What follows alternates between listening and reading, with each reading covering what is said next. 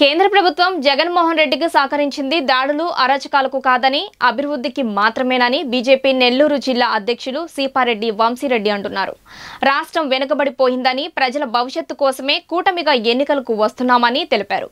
జిల్లాలో TDP Janasena BJP నేతల మధ్య ఎక్కడ గ్యాప్ లేదని కలిసికట్టుగా పనిచేస్తున్నామని అంటున్న వంశీరెడ్డితో మా నెల్లూరు ప్రతినిధి మహిత్ ఫేస్ టు ఫేస్. రాష్ట్రంలో ఎన్నికల ప్రక్రియ కీలక దశకు చేరుకుంది. ఈ నేపథ్యంలో నెల్లూరు జిల్లాలో కూటమి అభ్యర్థులు టీడీపీ జనసేన బీజేపీ నేతలు రేయింబౌళ్లు ప్రచారంలో నిమగ్నమయ్యారు. ఈ నేపథ్యంలో టీడీపీతో కలిసి వెళ్లేందుకు కొంతమంది బీజేపీ కార్యకర్తలు వెనకడుగు వేస్తున్న ఒక ప్రచారం జరుగుతుంది. ఎక్కడ కూడా ప్రచారంలో బీజేపీ జెండా కార్యకర్తలు కనబట్టలేదు, ఒక ప్రచారం అయితే జరుగుతుంది.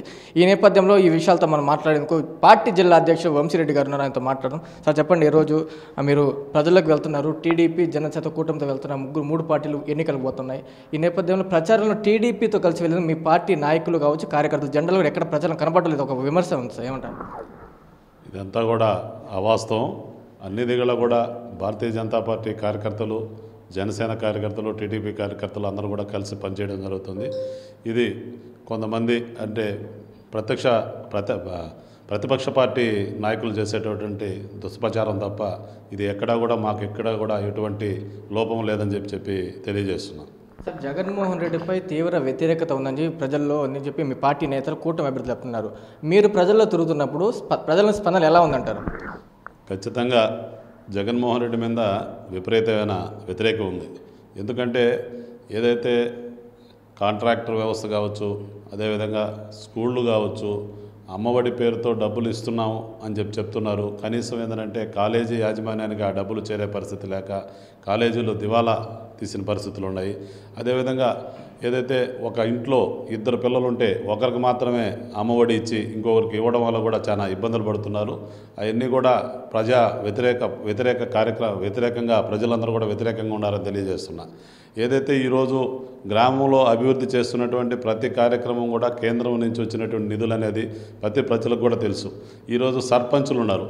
కనీసం సర్పంచులు ఒక సామాన్య పౌరుడితో పాటు అయిపోయారే కానీ కనీసం ఈదు లైట్లు వేసే పరిస్థితి కూడా సర్పంచులకు లేకుండా ఏదైతే సర్పంచులకు వచ్చినటువంటి నిధులన్నీ కూడా వేరే కార్యక్రమాలకు ఆయన మళ్లించడం వల్ల ఈరోజు ఏంటంటే సర్పంచులు కనీసం ఒక గెంటి మట్టి కూడా ఊర్లో గ్రామాల్లో రోడ్లకు వేసే పరిస్థితి లేని ఇబ్బందులు పడుతున్నారు.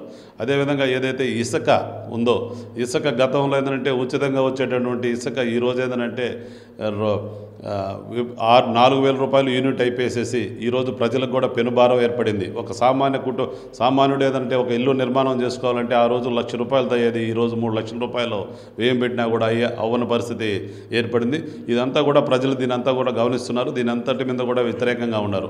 ఈరోజు సంక్షేమ పథకాల పేరుతో ఆటో కార్మికుడికి, ఆటో డ్రైవర్కి ఏంటంటే ₹10,000 ఇచ్చి వెంటనే ఏంటంటే ఏదైతే అధికారులు ఏదైతే ఆ ట్రాన్స్పోర్ట్కు సంబంధించినటువంటి పోలీసులు కానీ వీళ్ళు పట్టుకుని చలానాన్ని ఒక్కొరికి 20,000 30,000 వేసి కనీసం వాళ్ళు డొక్కాడితే కానీ జీవనం జరగనటువంటి ఆటోని ఏంటంటే 4 రోజులు వాళ్ళు స్టేషన్లో పెట్టుకోవడం, అదేవిధంగా కోర్టుకు పంపించడం, దానివల్ల కూడా ఆటో డ్రైవర్లందరూ కూడా ప్రతి ఒక్కరు కూడా ఇబ్బంది పడుతున్నారని చెప్పి ప్రజలందరూ కూడా చెప్పడం జరుగుతుంది.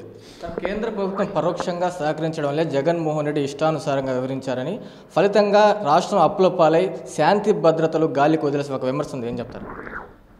కేంద్ర ప్రభుత్వం ఎక్కడా కూడా అభివృద్ధి కార్యక్రమాలకు సహకరించిందే కానీ ఆయన చేసేటటువంటి దౌర్జన్యాలు, రౌడీజాలు, లేకపోతే ఆయన చేసేటటువంటి స్కాములకి ఎక్కడా కూడా కేంద్ర ప్రభుత్వం ఆయనకి సహకరించలేదని చెప్పి తెలియజేస్తున్నాం.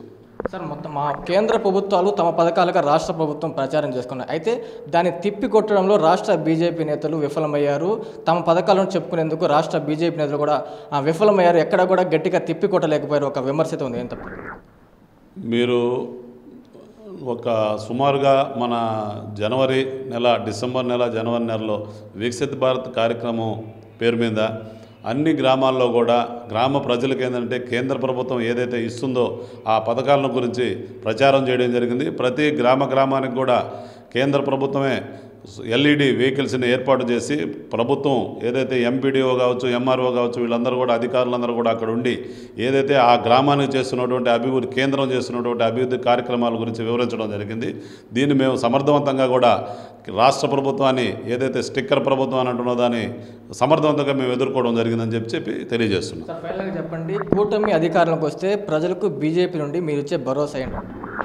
ఖచ్చితంగా రాష్ట్రం ఈరోజు వెనకబడిపోయింది అనే దానికి మనం కారణం ఏంటంటే 10 సంవత్సరాలు మనం విడిపోయినప్పటికీ 10 సంవత్సరాలు అయినప్పటికీ కూడా ఈ రోజుకి రాజధాని నిర్మాణం జరగలేదు. ఏదైతే గత ప్రభుత్వం ఏర్పాటు చేసినటువంటి రాజధాని అమరావతిని బీజేపీ కూడా దాన్ని స్వాగతిస్తుంది. మేము అప్పటి నుంచి కూడా అమరావతి రాజధానిని చెప్పడం జరిగింది.